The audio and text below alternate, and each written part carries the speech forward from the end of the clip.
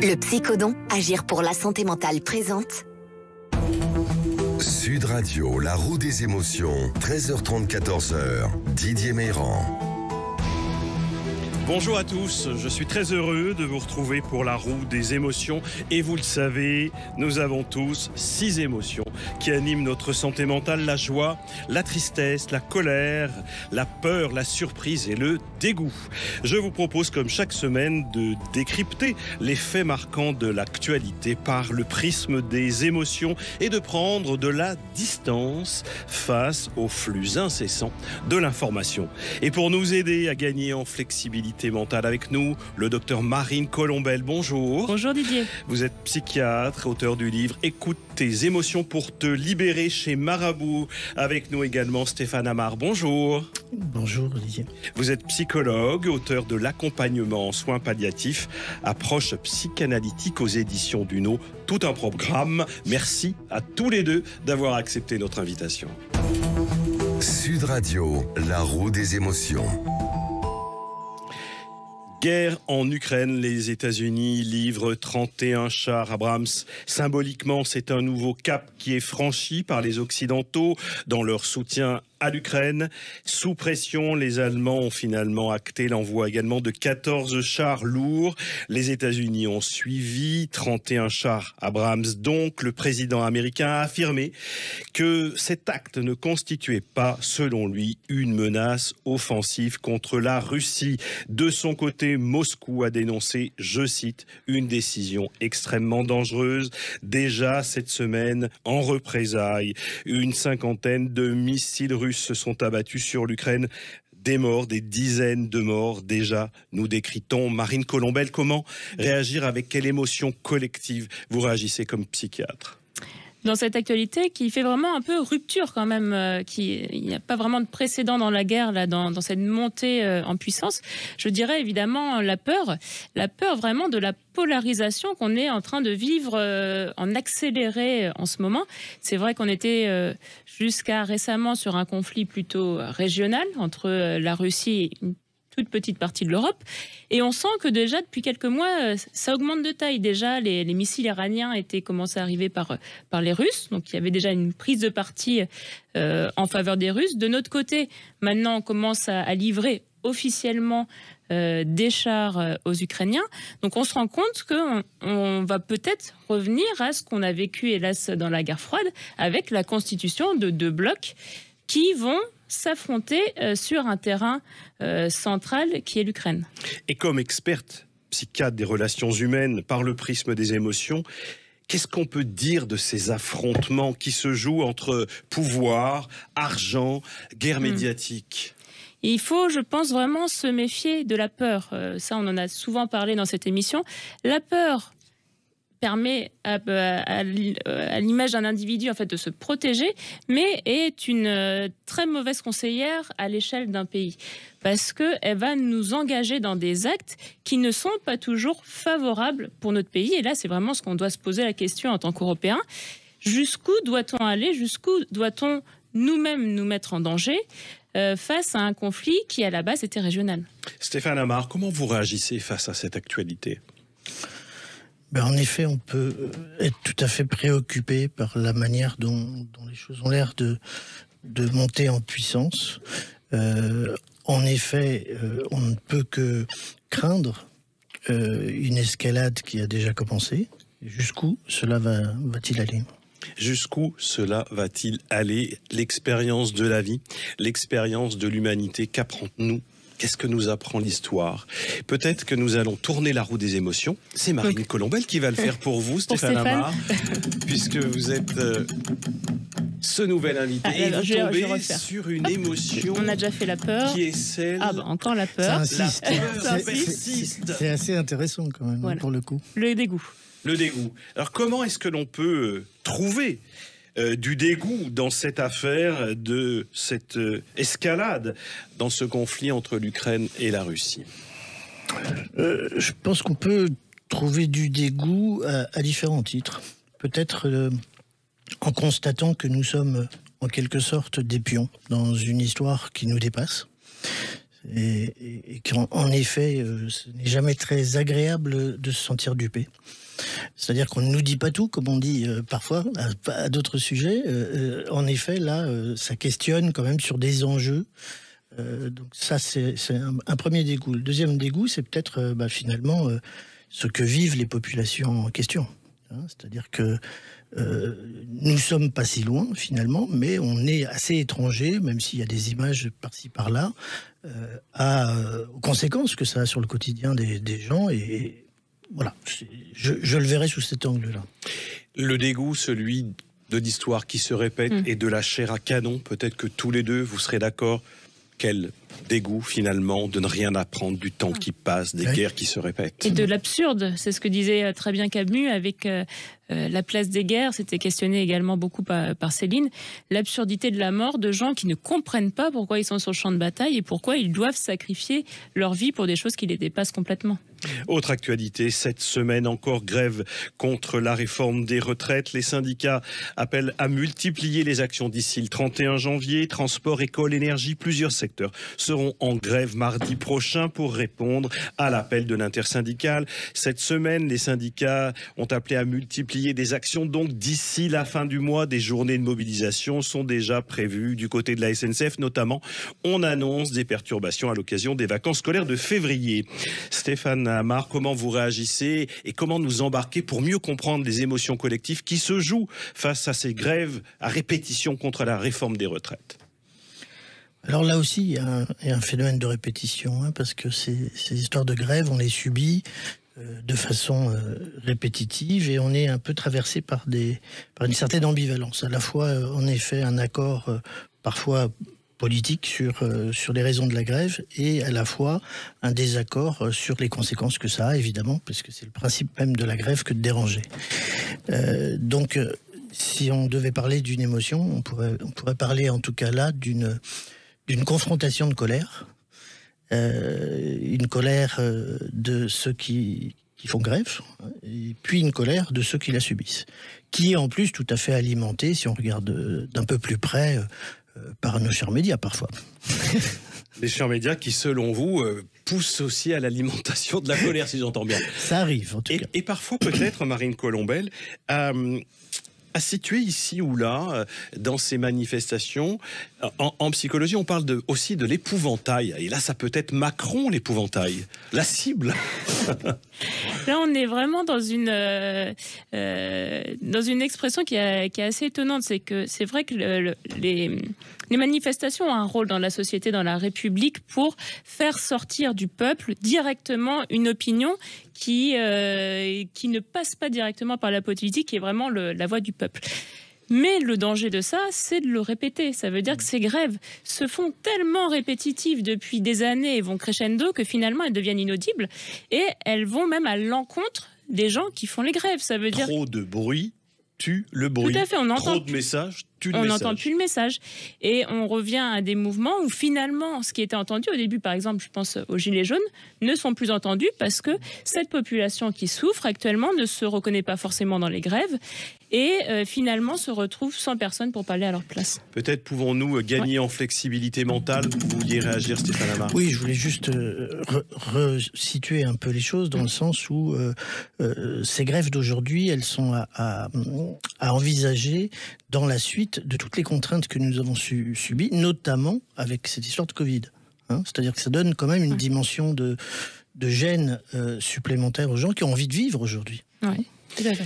Vous parlez de la peur parce que la roue vous a emmené sur la peur bien, pour nous emmener flexibilité mentale. Ça va bien enchaîner avec les propos de Stéphane. Effectivement, dans ce post-Covid, on vit vraiment dans un sentiment de peur, de doute sur l'avenir, sur qu'est-ce que va nous apporter l'année qui suit.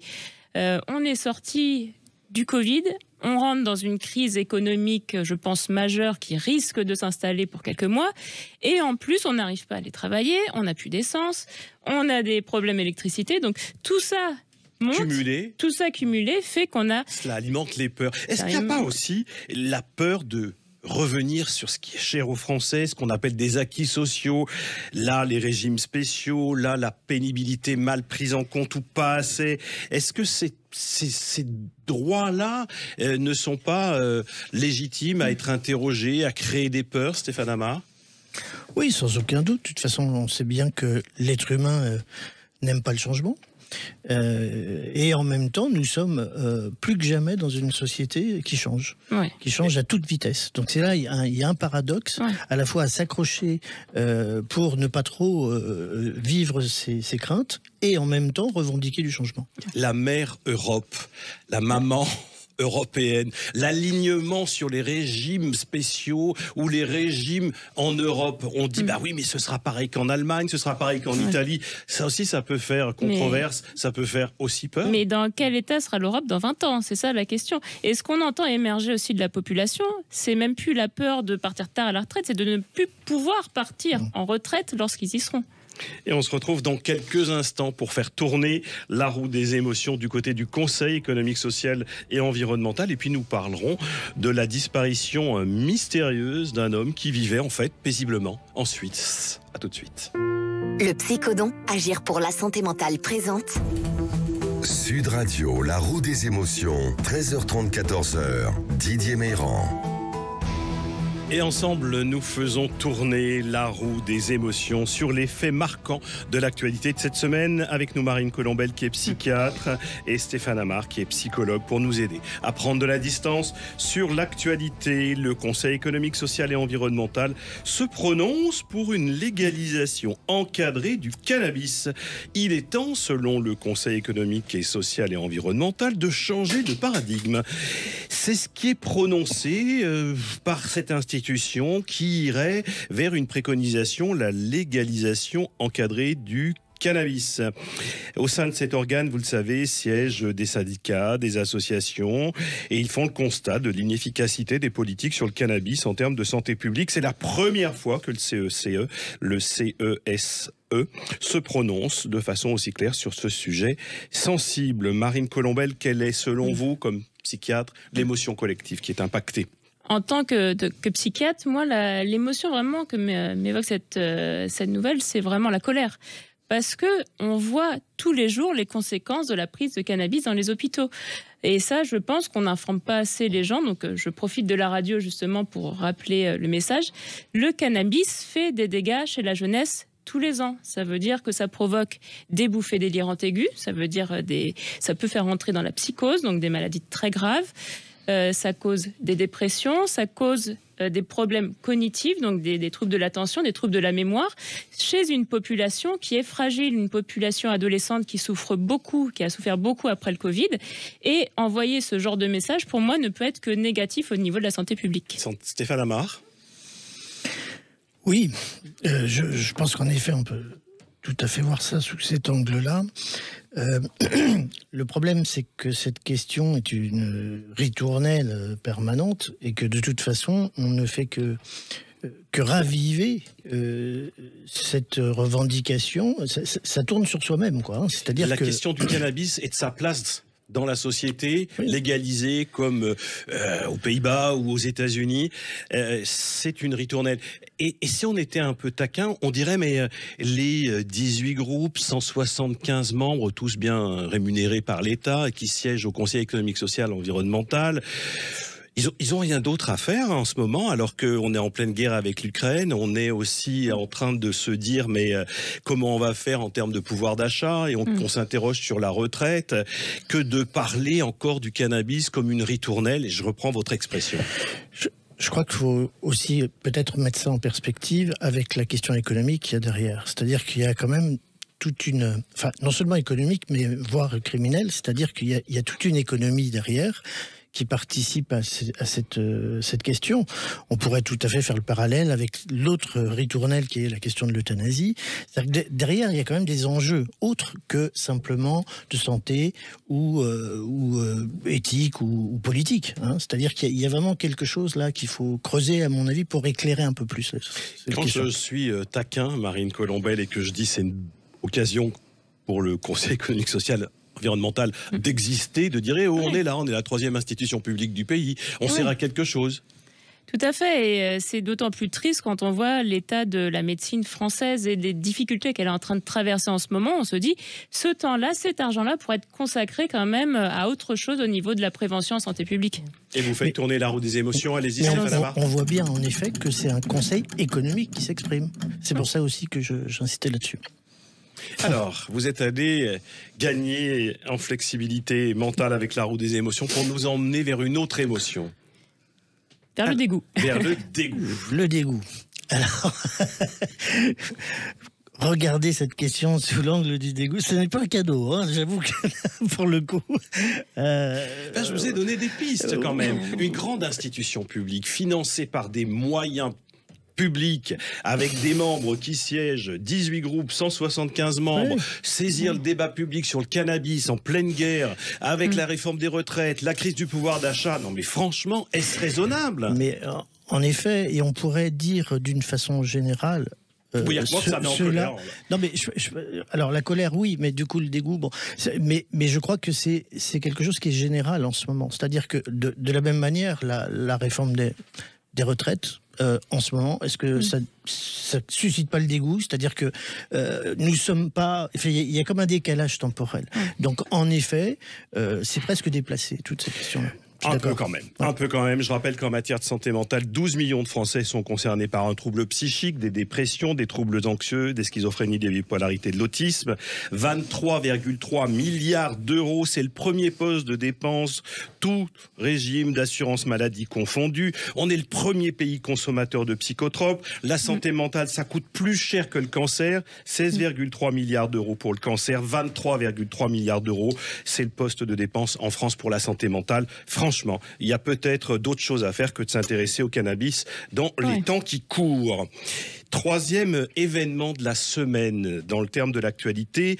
Alors ça, fait divers classique, mais un peu amusant quand même, disparu. Mystérieusement, depuis 18 ans, un homme vivait paisiblement en Suisse. Un cold case résolu. Un Allemand que tout le monde pensait mort depuis 18 ans a finalement été retrouvé en effet en Suisse à l'occasion d'un banal contrôle de police. En 2004, alors qu'il était installé avec son épouse en Espagne, il se rend à Munich pour un voyage d'affaires. Il n'est jamais arrivé à destination et depuis, aucun signe de vie. Son corps n'avait jamais été retrouvé, l'affaire jamais résolue et d'un contrôle de police, toc. L'homme a déclaré ne pas vouloir revoir sa femme, qu'il s'agissait d'une affaire privée, d'un choix personnel. La justice ne peut pas le poursuivre, malgré les moyens mobilisés par les enquêteurs pour le retrouver. Stéphane Amar, qu'est-ce que cela vous inspire en termes d'émotion collective? Je crois qu'on peut difficilement passer à côté de la surprise, pour le coup. Hein, c'est une sacrée surprise pour tout le monde. Un étonnement, on pourrait dire, un étonnement. Quelqu'un disparaît et puis hop, il réapparaît en forme de surcroît. Ce qui, évidemment, pourrait entraîner de la joie ou de la colère ou toute autre émotion d'ailleurs. Comme psychiatre, Marine Colombel, sur un sujet comme celui-ci, moi je vous interpellerais bien sur... Pour vivre heureux, vivons cachés, ou sur le masque, ou sur la fuite. Sur l'abandon, de poste. L'abandon de poste, mais qu'est-ce que traduit cet abandon de la famille? Est-ce qu'il y avait une dépression cachée? Est-ce qu'il y avait un conflit caché et que c'était peut-être sa seule façon finalement de résoudre ce conflit, c'était la fuite? On ne saura pas tant que cette personne ne sera pas exprimée. Nous essayons d'aller observer cette actualité par le prisme d'une autre émotion. La joie. La joie. Alors la joie peut-être d'avoir retrouvé un membre de la famille qu'on pensait défunt. Enfin, ça fait 18 ans qu'il était parti. Peut-être pour les enfants. Peut-être pour les enfants. Tiens, mon père est vivant. Mais une joie teintée quand même d'ambivalence parce que il y aura toujours un peu d'aigreur dans cette joie de retrouvailles en sachant que ce père a abandonné cette famille. Savoir qu'on le retrouve, qu'il est vivant, c'est bien, mais qu'il a décidé de fonder une autre famille ailleurs, je pense que c'est une situation qui est difficile à vivre pour tous les partis finalement. Stéphane Amar, la joie, la tristesse, la colère, le masque, la fuite, vivons heureux, vivons cachés.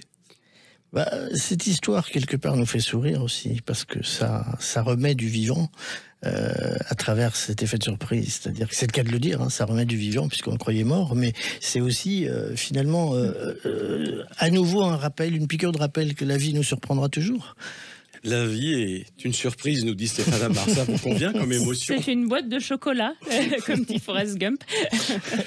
Une boîte de chocolat et Forrest Gump. Oui, oui, c'est bien comme transition pour le cinéma, parce que cette semaine, au cinéma, Babylone de Damien Chazelle avec Brad Pitt, un Brad Pitt très étonnant dans les années 1920, Los Angeles. C'est le récit d'une ambition démesurée, des excès les plus fous. Babylone retrace l'ascension et la chute de différents personnages lors de la création d'Hollywood. C'est une ère de décadence, des images incroyables et de dépravation sans limite, émotion, stupeur, surprise, dégoût, peur, à vous de voir. En tout cas, c'est rocambolesque, c'est dans toutes les salles et c'est une rencontre avec des émotions les plus diverses, les plus variées. Stéphane Amar, vous publiez L'accompagnement en soins palliatifs, approche psychanalytique aux éditions Duno. Ça veut dire que prendre en charge la fin de vie, ça s'inscrit dans un programme précis, dans une démarche psychanalytique qu'il faut encadrer, accompagner. Et là, c'est un vrai sujet. Et vous disiez que c'était presque une ritournelle, l'euthanasie.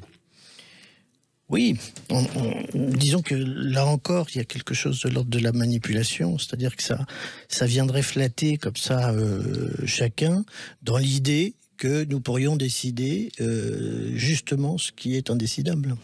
Merci d'être venu pour tourner la roue des émotions avec nous. C'est moi qui vous remercie. Merci Marine Colombel. Merci. À bientôt pour gagner avec nous en flexibilité mentale et nous aider sur le chemin de nos émotions. Je vous souhaite à toutes et à tous une bonne fin de week-end et je vous retrouve la semaine prochaine pour la roue des émotions sur Sud Radio. Au revoir et merci. Sud Radio, la roue des émotions. Avec le Psychodon, agir pour la santé mentale.